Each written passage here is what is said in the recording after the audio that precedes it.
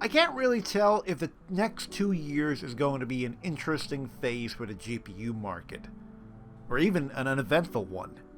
Sure, there has been a lot of anticipation, especially when it comes to the rivalry of AMD and Nvidia, and of course, Intel's recent entry into the discrete GPU market now. I mean, sure, there are reasons to be excited, but maybe bigger reasons not to be? I don't know. Lots of signals in AMD's most recent quarterly report. Especially this line here, where they highlight how they expect to miss the projected third quarter revenue by almost $1 billion due to weaker client segment revenue.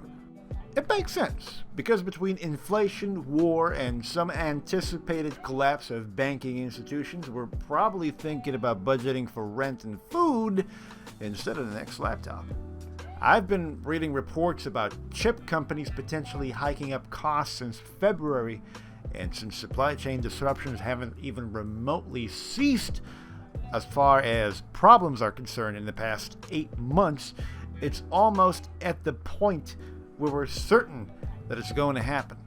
Sure, there's the GPU flood in the second-hand market with Ethereum mining no longer possible, but how long is that going to last, and do you really want to risk investing on a card that's been pushed to its limits for hours and hours on end? Having said all that, it's still going to be interesting to see how Intel's Arc Light series will perform, especially with the retail prices we're getting. For $329, the A770 is touted to be marginally better than the 360, has its own AV1 encoder, which should have streamers frothing at the mouth. They're looking at the same open source streaming technology that's powering the PS4, slick and high compression. Curiously enough, the PS5 doesn't have that, at least not yet, but that's neither here nor there.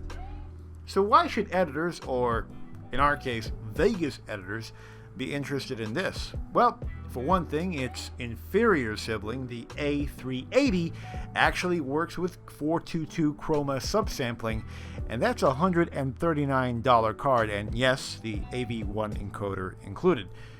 But the main reason I think this is to be a call for excitement is mainly in the long run, Intel's GPU are expected to work better with Intel's CPUs, for obvious reasons, and since Vegas team seems to be bringing up their collaborations with Intel as a positive thing, with OpenVINO, it isn't a far-fetched assumption to make that Vegas will play better with the Arc series in the long run.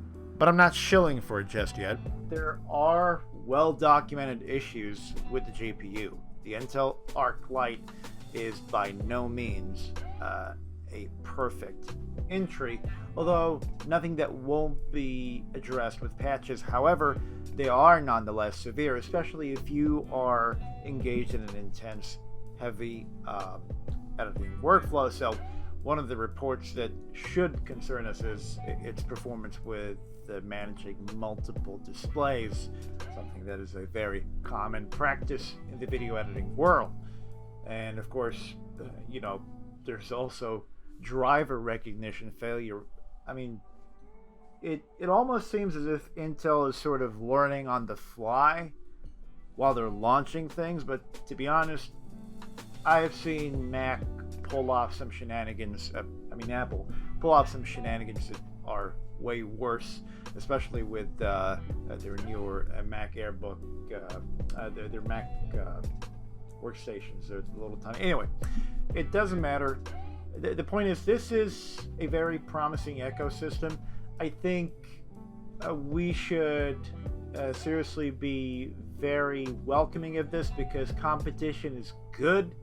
Competition gives us varieties, and competition often gets these big players to produce something innovative and therefore convenient, especially for us content creators. So let's see how this pans out.